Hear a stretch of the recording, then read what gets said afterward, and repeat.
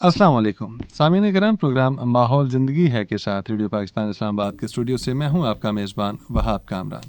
कहिए जनाब, कैसे मिजाज हैं आपके?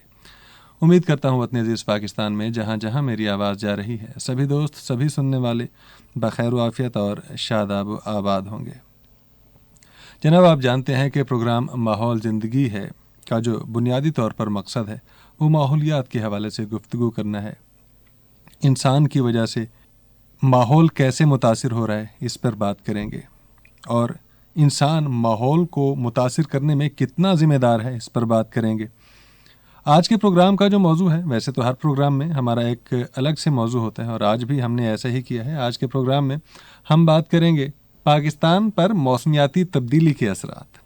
आज का हमारा मौजू बहुत अहम मौजू है और आजकल चूँकि सैलाब भी आपको पता है पाकिस्तान में तारीख़ का बदतरीन सैलाब आया है और अब तक के तखमीनों के मुताबिक 12 अरब डॉलर का नुकसान हो चुका है सैलाब की वजह से पाकिस्तान को। ज़ाहिर है बहाली में बहुत वक्त लगेगा, लेकिन कई दिनों से हम सुन रहे हैं कि सैलाब की जो वजह है वो मौसमियाती तब्दीली है और मौसमियाती तब्दीली की वजह इंसान है। क्या वाकई ऐसा है? सैलाब जो आ रहे हैं, जो तबाही मचा रहे हैं, करोड़ों लोग मुतासिर हो रहे हैं, लाखों घर मुनहदिम हो चुके हैं, जानवर बह गए लोगों के, फसलें, खड़ी फसलें तबाह हो गई। कपास की फसल तो सिंध भर में बिल्कुल ज़ेरे आब आ चुकी है। इसी तरह आगे आने वाले दिनों में गंदम की फसल की काश्त कैसे होगी, वो अभी तक तो माहिरीन का कहना है कि नामुमकिन है कि अगले साल गंदम की कोई फसल बर वक्त हम काश्त कर सकें और इससे ज़ाहिर ग़ज़ाई बहरान भी पैदा होगा। तो देखिए, एक मौसमियाती तब्दीली की वजह से पूरा पाकिस्तान मुतासिर हो रहा है, बल्कि पूरी दुनिया कहा जा रहा है कि मुतासिर हो भी रही है। और ख़ास तौर पर जो तरक्की पजीर ममालिक हैं, पाकिस्तान हो गया, जैसे बाकी जनूबी एशिया के ममालिक हैं या अफ्रीका में हम चले जाएं तो वहाँ पर भी जो ममालिक मुतासिर हो रहे हैं वो बेचारे तो यूँ समझिए कि खाम में ज़ेर अताब हैं सैलाब के। उनका कोई ज़्यादा कसूर नहीं है मौसमियाती तब्दीली की, वो कोई बड़ी वजह नहीं है। बड़ी वजह वो ममालिक हैं जो तरक्की याफ्ता हैं। वो ममालिक क्यों वजह हैं, इस पर भी हम बात करेंगे। हमारे साथ मौजूद हैं पाकिस्तान वाइल्ड लाइफ फाउंडेशन के vice chairman Safwan Shahab Ahmad साहब। बहुत शुक्रिया सर आपका, आपने रेडियो पाकिस्तान के लिए वक्त निकाला। सर, मौसमियाती तब्दीली के हवाले से हम बात करेंगे। पाकिस्तान, आप भी जानते हैं, हम सब जानते हैं कि बहुत ज़्यादा मुतासिर हो रहा है और पाकिस्तान समेत दीगर ममालिक भी, जैसा कि मैं अभी जिक्र कर रहा था। सर, सबसे पहले तो ये बताइए कि वजूहात क्या है मौसमियाती तब्दीली की और वो कौन से अवामिल हैं जो इसकी वजह बन रहे हैं? थोड़ा सा लेमैन की हैसियत से ज़रा हमें समझाने की कोशिश कीजिएगा। जी, बिस्मिल्लाहिर्रहमानिर्रहीम। बहुत बहुत शुक्रिया। बात तो मैं थोड़ा सा पीछे लेके जाऊंगा कि एक आम आदमी को भी समझना चाहिए, अब चूँकि साइंस का दौर है, कि हमारी जो ज़मीन है जिस पे हम रहते हैं इसकी जो तबई हैयत है वो क्या है, और इसका जो एक तरह से जो कह लें कि इसका वॉल्यूम जो हुजम कितना है और इसकी रोटेशन कैसे है, सूरज के गिर्द ये क्यों घूमती है और फिर सूरज का सिस्टम जो सारा ट्रैवल क्यों करता है, इसे हम सेलेस्टियल पाथवेज कहते हैं। तो इसको भी समझना ज़रूरी है, क्योंकि आगे चलकर आप देखेंगे कि इसका जिक्र किए बगैर हम मौसमियाती तब्दीली को डिस्कस भी नहीं कर सकते। ठीक है। तो सबसे पहले मैं इसकी आपको एज बताता हूँ कि हमारी जो ज़मीन है इसकी उम्र कितनी है। तो इसकी उम्र है 4.5 अरब साल। अब इसने पीछे किया क्या? क्योंकि देखिए, हम आखिरी किसी को आप कराची से सफ़र करके इस्लामाबाद आते हैं तो हम 0 पॉइंट से आपका सफ़र नहीं काउंट कर सकते। हम ज़रूर देखेंगे कि कराची से चलते हुए आपको 0 पॉइंट आते था, क्या क्या तकलीफ का सामना करना पड़ा और कौन कौन सी स्टेजेस से आप गुजरे। क्योंकि हम अगर आखिरी 200 साल डिस्कस करेंगे वो तो 1 सेकंड बनता है इसकी तबई लाइफ का। तो मैं थोड़ा सा पीछे इसलिए जाना चाहता हूँ कि ये ज़मीन जो है ये 5 दफ़ा तमाम मखलूक़ात को मार चुकी है और फिर ये लंबे अरसे तक सोती है, 3 करोड़ साल, 4 करोड़ साल, यहाँ तक कि 40 करोड़ साल। अच्छा जी। दरमियान में ये जो इसका सेलेस्टियल पाथ की मैंने जिक्र किया, उसमें ये एक ऐसे सूटेबल एनवायरनमेंट में आ जाती है जिसे हम होलोसीन कहते हैं। तो ये अरसा 13,000 साल का है। तो अब आखिरी 70 साल इसमें रह गए। तो जो 13,000 साल का एक रोमांस था बिटवीन ह्यूमन बीइंग और अर्थ, प्लैनेट अर्थ, ये ऑलमोस्ट ओवर हो चुके हैं। अच्छा। अब इसी रोमांस के दौरान ही इंसान ने आबादियाँ बनाना शुरू की। इसी रोमांस में उसने लिखना पढ़ना शुरू किया। इसी रोमांटिक पीरियड में उसने प्रेस का निकाला, प्रिंटिंग प्रेस निकाला। इसी में जितनी भी साइंसी तरक्की हुई وہ پچھلی 2-3 صدیوں میں ہوئی، آپ سب جانتے ہیں. جو ویسٹرنائزڈ نیشن ہے جیسے فرانس ہے، جرمنی ہے، برطانیہ ہے، انہوں نے جو بہت زیادہ ترقی کی، یہ 17ویں صدی سے شروع ہوئے اور یہ آج تک جاری ہے. اس دوران انہوں نے اپنے اپنے ممالک سے باہر نکلے، انہوں نے مختلف ایشین کانٹیننٹ کو کنکر کیا، قوموں کو غلام بنایا، ان کے وسائل لوٹے اور بے تحاشا جو ہے اپنے عوام کو انہوں نے کہا کہ آپ کھاتے جائیں، ہم لوٹ کے آپ کو کھلاتے رہتے ہیں، جو کہ آج بھی جاری ہے. مطلب صرف ان کی قسم بدل گئی ہے کہ انہوں نے ان دی نیم آف ٹیکنالوجی اب لوٹنگ اور طریقے سے شروع کر دی. لیکن جیسا کہ آپ نے پہلے فرمایا اپنے انٹرو میں کہ رسپانسبل کوئی اور ہے، سزا کوئی اور بھگتتا ہے، تو یہ کیسے ہو سکتا ہے؟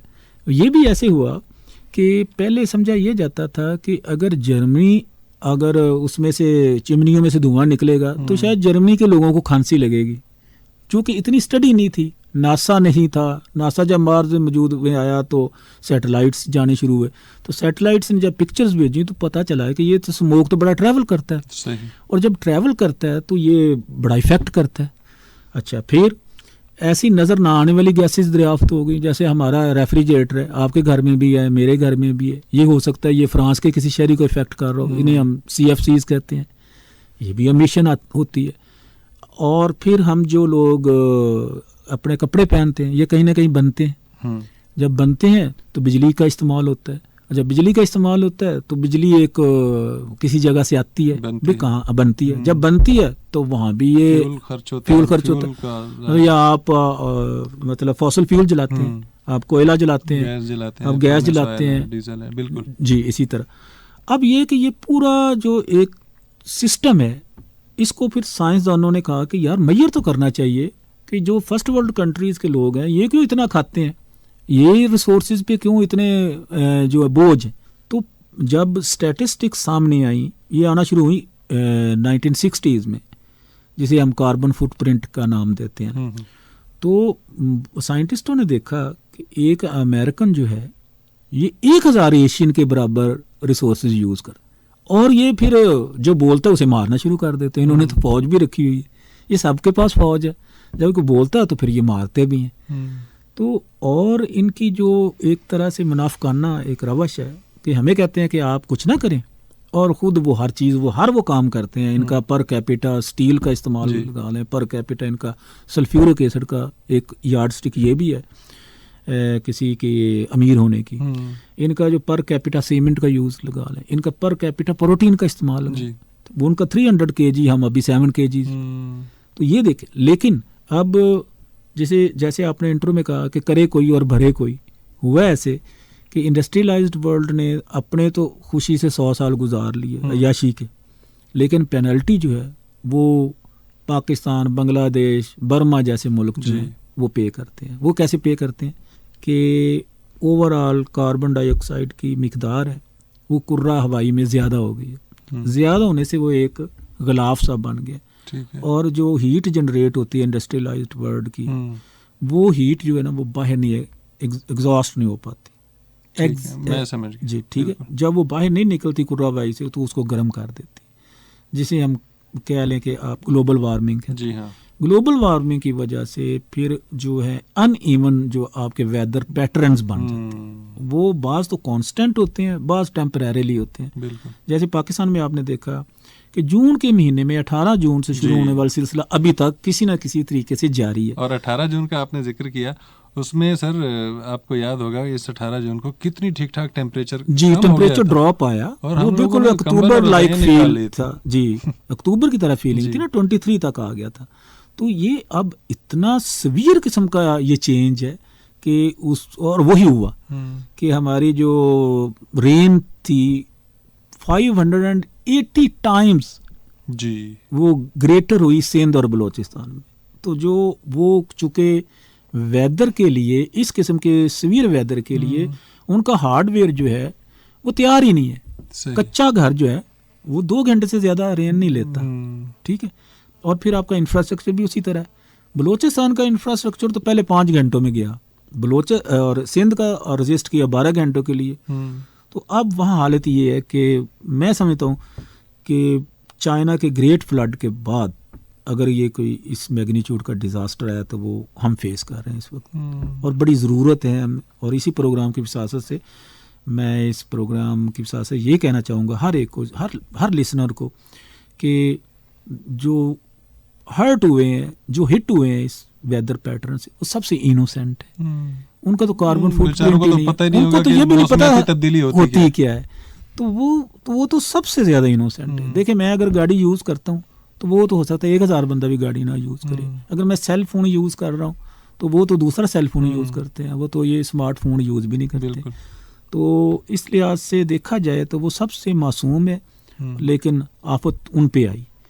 تو اس سلسلے میں جو ہمیں جو کردار ادا کرنا چاہیے، ذمہ داری جو ہے وہ سب پہ بنتی ہے.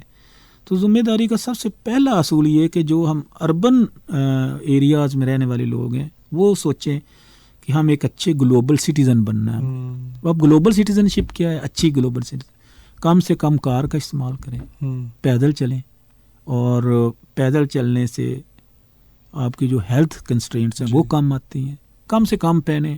میں تو سیدھا یہ کہتا ہوں کہ اگر میں پراؤڈلی کہہ سکتا ہوں کہ میرے پاس 3 شرٹس، شاید 15 سال پہلے میں یہ نہیں کہہ سکتا تھا. وہ کیونکہ وہ امیر اور غریب کا شاید پیمانہ بھی یہی رکھا جاتا ہے کہ آپ کے پاس کتنی پینٹس ہیں، کتنی شرٹس ہیں، کتنی شوز ہیں، گاڑی کون سی ہے، 800 cc ہے یا 1800. تو اسی طرح آپ اگر وائز گلوبل کنزیومر بنتے ہیں تو پھر آپ کو احساس ہوگا. اب ویسٹرنائز سوسائٹی میں یہ ہے جی، وہ اب سبزی خور ہوتے جا رہے ہیں، ان کو وہ کانشیس ہو گئے ہیں. کچھ لوگ مین سٹریم تو ابھی نہیں ہوئے، لیکن کافی حد تک اب بائیسیکلز کا استعمال بڑھ گیا. وہاں پہ گاڑی والے کو برا سمجھا جاتا ہے، بڑی گاڑی والے کو بہت ہی برا سمجھا جاتا ہے. تو مطلب اور ہمارا دیکھیں نا، اب سوچ کا یہ فرق ہے نا سارا. ہمارے ہاں جس کے پاس جتنی بڑی گاڑی ہوگی وہ سب سے زیادہ معزز بھی ہوگا. خیر میرے خیال میں ٹاپک سے ہم ذرا تھوڑا سا ہٹ رہے ہیں. اچھا سر، گلوبل وارمنگ کا سر ابھی آپ ذکر کر رہے تھے. مجھے یاد ہے کہ آج سے 12 سال پہلے جب میں اسلام آباد پہلی بار آیا تھا تو مئی میں بھی میں دوپہر کے وقت پیدل چل پڑتا تھا، کوئی گرمی نہیں فیل کرتا تھا میں. چونکہ میں ملتان سے آیا تھا، ایک تو یہ وجہ تھی، ملتان کی گرمی اور اسلام آباد کی گرمی میں فرق ہے. لیکن دوسرا یہ کہ ٹیمپریچر واقعی 30s کے راؤنڈ اباؤٹ ہوتا تھا جو قابل برداشت. پر آج کل ہم دیکھتے ہیں 44 45 تک بھی ٹچ کرتا ہے اسلام آباد کا درجہ. تو یہ بھی ظاہر ہے اسی کی وجہ. جی بالکل. یہ میں آپ کو بتاؤں، جو بھی انسانی ہوتی ہے نا ایکٹیویٹی، کوئی کسی قسم کی ہم ایکٹیویٹی کرتے ہیں تو اس کا اثر جو ہے نا وہ آپ کے جو میدانی علاقے ہیں نا ان سے ٹورڈز ہائی الٹیچیوڈ آنا شروع ہوتا ہے. سب سے پہلے جو ایفیکٹ آتا ہے وہ لو الٹیچیوڈ ایریاز پہ آتا ہے. جیسے آپ نے ملتان کی بات کی تو وہ آج سے ہاٹ نہیں، وہ تو صدیوں سے ہے. لیکن جو فرق پڑا وہ پوٹھوہار میں پڑا، اور یہیں سے ہمارا جو اسلام آباد ہے، اسلام آباد سے ہی ہمارا ہمالیہ رینج شروع ہو جاتی ہے، آلموسٹ اس کی بگننگ ہے. تو یہ بڑا پلیزنٹ ہوتا تھا. میں 90s میں آیا تھا تو ہر وقت بارش ہوتی رہتی تھی اور بہت ہی پلیزنٹ ہوتا تھا. مگر یہ ریٹریٹ کرتا کرتا اوپر تک جائے گا، اور یہاں تک کہ ایک دن آئے گا جب ہمارے میجر گلیشیئرز جو ہیں وہ پگھلنا شروع ہو جائیں گے، جیسے کہ پریڈکشن ابھی بھی ہو رہی ہے. سر دیکھیں نا جو سیلاب آیا ہے، کیا یہ بھی گلوبل وارمنگ کی ہی وجہ ہے، ایک بنیادی وجہ ہے سر؟ جی بالکل، آپ اس کو کہہ سکتے ہیں، مگر اتنا ڈائریکٹ وے میں نہیں کہتے جس طرح آج کل ایک پروپیگنڈا کیا جا رہا ہے. اچھا. تو وہ نہیں ہے جس طرح برٹش پارلیمنٹیرین میں ایک نے کہہ دیا یہاں تک کہ یہ پاکستان میں چونکہ 7000 گلیشیئرز ہیں تو آنے والا اس طرح. یہ لوکل کلاؤڈ سسٹم اور مونسون کی ایکسٹینشن ہوئی ہے بیسیکلی. اچھا جی، یعنی کہ یوں کہیں ہم کہ حالیہ جو سیلاب آیا اس کی ایک بڑی وجہ 580% بارشوں کا زیادہ ہونا ہے. جی یہ ہے، اور گلیشیئرز کا زیادہ عمل دخل گلیشیئرز کا. اور یہ بات آپ کی اس لیے بھی ٹھیک ہے کیونکہ سر جب 2010 کا سیلاب آیا تھا ہمیں یاد ہے کہ اس وقت دریاؤں میں پانی زیادہ تھا. جی اس وقت دریا نہیں بفرے، اس وقت اس دفعہ بارشوں کی وجہ سے جو خاص طور پر کوہ سلمان جو آپ کا صدرن ریجن ہے، جی ہاں، اس میں باقاعدہ رین ہوئی ہے، نہ کہ نارتھ سے فلڈ گیا ہے. اگر نارتھ سے فلڈ جاتا 5 لاکھ کیوسیک کے اوپر تو پھر ہم کہہ سکتے تھے کہ یہ گلیشیئرز کا شاک سن ہے، ان کے پگھلنے کی وجہ سے ہوا ہے. مگر ایسا بالکل نہیں ہوا. تو اس لیے میرے خیال میں ایک مس لیڈ کرنا کسی انٹائر نیشن کو یہ بھی اچھی بات نہیں ہوتی. موسمیاتی تبدیلی کے حوالے سے ہم اس وقت بات کر رہے ہیں، اور اسی موضوع پر ہماری رپورٹر تحسین یوسف نے ایک خصوصی رپورٹ تیار کی ہے. آئیے سنتے ہیں، اس کے بعد مزید بات کرتے ہیں. ماحولیاتی تبدیلی کے ماہرین کا کہنا ہے کہ پاکستان میں آنے والے تباہ کن سیلاب دنیا بھر کو خبردار کرنے کے لیے کافی ہیں۔ کاٹ توڑ بارشیں غریب ہی نہیں بلکہ کسی بھی ملک کے لیے تباہ کن ثابت ہو سکتی ہیں۔ انسانوں پر اس آفت کے اثرات بہت واضح ہیں اور حکام سیلاب کے نتیجے میں ملک کی تقریباً آدھی فصلوں کی بربادی کی وجہ سے خوراک کی کمی کے بارے میں خبردار کر رہے ہیں۔ عالمی حدت گلوبل وارمنگ کا سبب بننے والی گیسوں کے اخراج میں پاکستان کا حصہ 1% سے بھی کم ہے۔ پاکستان کی وفاقی وزیر شیری رحمان نے رواں ہفتے کے دوران کہا تھا کہ 1/3 پاکستان حقیقی معنوں میں زیر آب آ چکا ہے، جو ہر اس حد کو پار کر چکا ہے جو ہم نے ماضی میں دیکھی تھی۔ دنیا کے نقشے پر پاکستان اس جگہ پر واقع ہے جہاں اسے 2 موسمی نظاموں کا اثر سہنا پڑتا ہے۔ ایک کی وجہ سے سخت گرمی اور خشک سالی آتی ہے جیسا کہ مارچ میں ہوا، اور دوسرا نظام مونسون کی بارشیں لاتا ہے۔ پاکستان کی زیادہ تر آبادی دریائے سندھ کے ساتھ ساتھ رہتی ہے جو مونسون میں بھر جاتا ہے اور کبھی کبھی کنارے توڑ کر سیلاب لاتا ہے۔ ماحولیاتی تبدیلی اور شدید مونسون کے باہمی تعلق کو بیان کرنے والی سائنس نہایت سادہ ہے۔ عالمی حدت یا گلوبل وارمنگ کی وجہ سے ہوا اور سمندر کے درجہ حرارت میں اضافہ ہو جاتا ہے، جس کے نتیجے میں اور زیادہ بخارات بننے لگتے ہیں۔ گرم ہوا زیادہ نمی جذب کرتی ہے جس سے مونسون کی بارشوں میں زیادہ شدت پیدا ہو جاتی ہے۔ اقوام متحدہ کے پروگرام برائے ترقی کے مطابق دنیا میں گرمی بڑھنے کے ساتھ گلیشیئر میں موجود برف بھی پگھل رہی ہے۔ گلگت بلتستان اور خیبر پختونخوا میں موجود گلیشیئر تیزی سے پگھل رہے ہیں، جن کی وجہ سے 3000 جھیلیں بن چکی ہیں۔ ان میں سے 33 کے اچانک پھٹ جانے کا خطرہ ہے، جس کی وجہ سے لاکھوں مکعب میٹر پانی اور ملبہ بہہ کر 70 لاکھ لوگوں کے لیے خطرہ پیدا کر سکتا ہے۔ حکومت پاکستان اور اقوام متحدہ مل کر اچانک سیلاب آنے کے خطرات کو کم کرنے کے لیے پہلے سے خبردار کرنے والا نظام اور وارننگ سسٹم نصب کر رہے ہیں، اور ساتھ ہی حفاظتی بند اور دوسرا انفراسٹرکچر بھی تعمیر کر رہے ہیں۔ ماضی میں غریب ممالک جن میں سیلاب کو روکنے والے بند کمزور ہوتے تھے اور جہاں مکانات بھی اچھے معیار کے نہیں تھے، زیادہ بارشوں کے اثرات کا مقابلہ نہیں کر پاتے تھے۔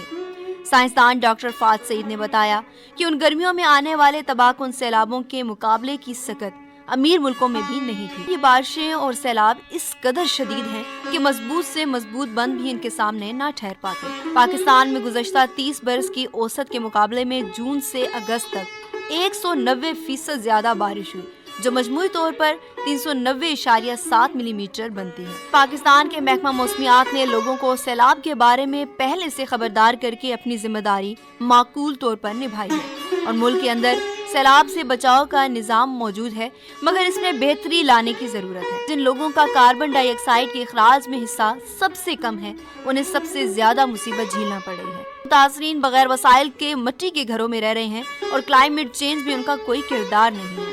سیلاب سے وہ علاقے بھی متاثر ہوئے جہاں عام طور پر ایسی بارشیں نہیں پڑتی، جن میں جنوبی سندھ اور بلوچستان کے علاقے شامل ہیں، جو عام طور پر خشک یا نیم خشک تصور کیے جاتے ہیں۔ کلائمیٹ چینج سے نمٹنے کے لیے اقوام متحدہ کی مختلف کانفرنسوں میں وعدے کیے تھے۔ یہ سب ایسے وقت میں ہو رہا ہے جب دنیا کے اوسط درجہ حرارت میں 1.2 سینٹی گریڈ کا اضافہ ہو چکا ہے۔ اس سے زیادہ اضافہ پاکستان کے لوگوں کے لیے سزائے موت کے برابر ہوگا۔ تحسین یوسف، ریڈیو پاکستان، اسلام آباد۔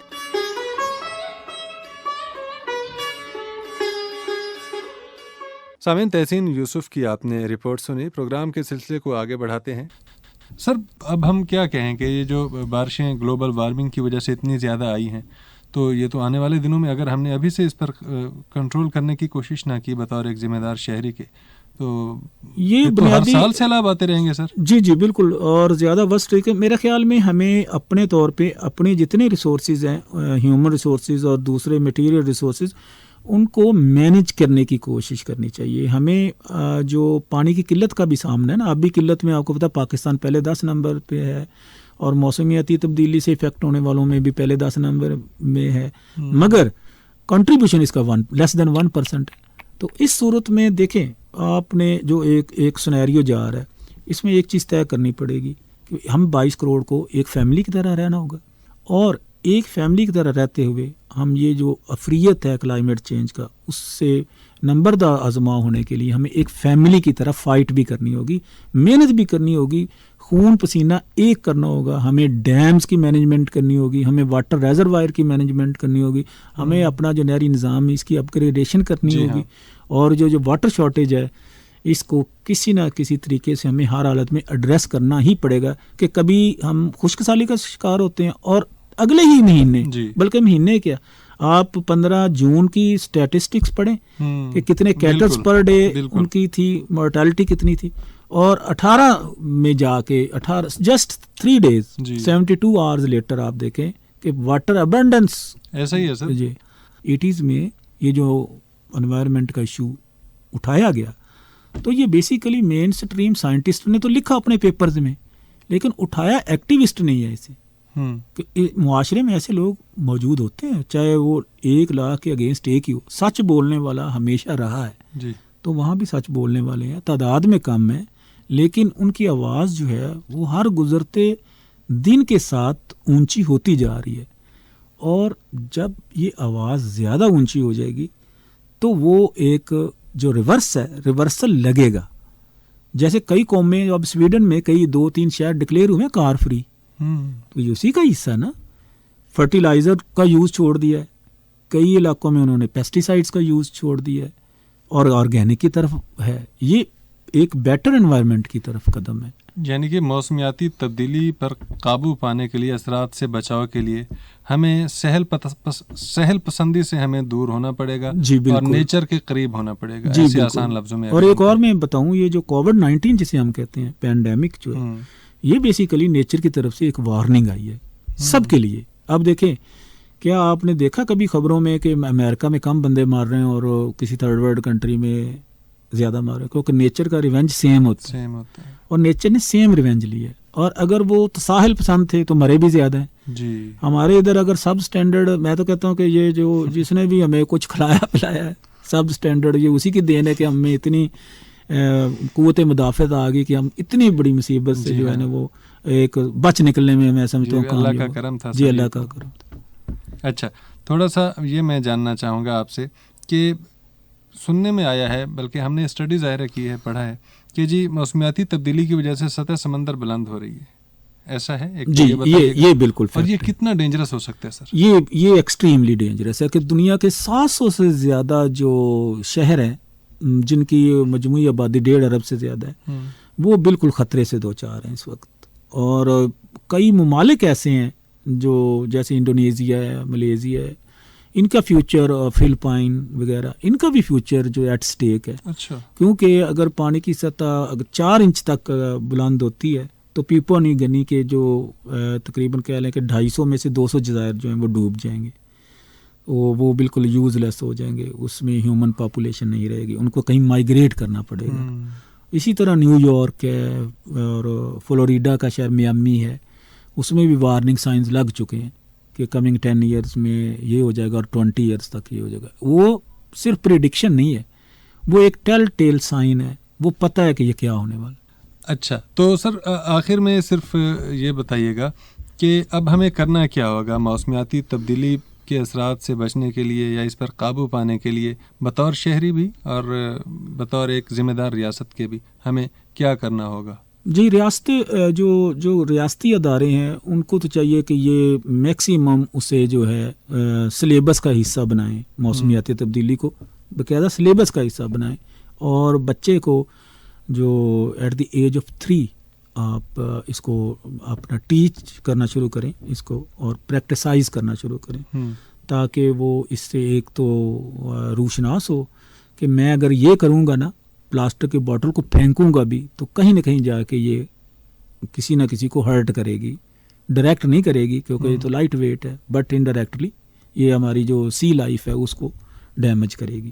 تو جب اس کو آپ اویئرنیس دیں گے اور باقاعدہ ایجوکیٹ کریں گے، تو ہمیں امید کرنی چاہیے کہ جو آج کا بچہ ہے وہ کل کا ایک اچھا شہری ثابت ہو، اور جب وہ اچھا شہری بنے گا تو یہ ان تمام تکالیف سے ہمیں چھٹکارا مل سکے. قانون سازی بھی ہونی چاہیے اس حوالے سے. وہ تو قانون سازی تو مسٹ ہے نا, قانون سازی کے بغیر تو آپ نہیں چل سکتے. اور قانون سازی پاکستان میں یہ نہیں ہے کہ ہوتی نہیں ہے یا کم ہوتی ہے, ہم بہت اچھے جا رہے ہیں, مگر جو ہمارا ایک طرح سے جو ایک اکنامک سٹیٹس لو ہونے کی وجہ سے ہمیں مختلف قسم کی ڈیفیکلٹیز, پھر ہمیں کمپرومائز کرنا پڑتا ہے. میں بھٹوں کی مثال دیتا ہوں کہ ان کی چمنیوں کے اوپر صرف فلٹر لگانے کے لیے ہمارے پاس اس طرح کے ریسورسز نہیں ہیں. ریسورسز بھی دو قسم کے ہوتے ہیں نا, ایک تو ہمارے اس طرح کی اسکل نہیں ہے, دوسرا اس کو کاؤنٹر کرنے کے لیے اس کے پیرالل اپریٹس نہیں ہے.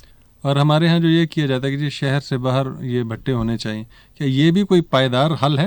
یہ پائیدار تو نہیں کہہ سکتے, مگر وقتی طور پہ بچنے کے لیے یہ ہے, یہ ایک طرح سے سویٹ اسکیپ ہے. اچھا, مطلب یوں سمجھیے کہ آسان جسے ہم کہہ سکتے ہیں کہ ٹھیک ہے. سر ایک اور چیز بتائیے گا, اب سیلاب آ چکا, موسمیاتی تبدیلی ہے, خشک سالی یا قحط آتا ہے وہ بھی موسمیاتی تبدیلی ہے, تو یہ کیا مطلب کبھی خشک سالی ہوتی ہے, کبھی زمینیں بنجر ہوتی ہیں, تو کبھی سیلاب سے زمینیں اتنے پانی میں بھر جاتی ہیں کہ کئی مہینے لگ جاتے ہیں پانی کو نکلنے میں.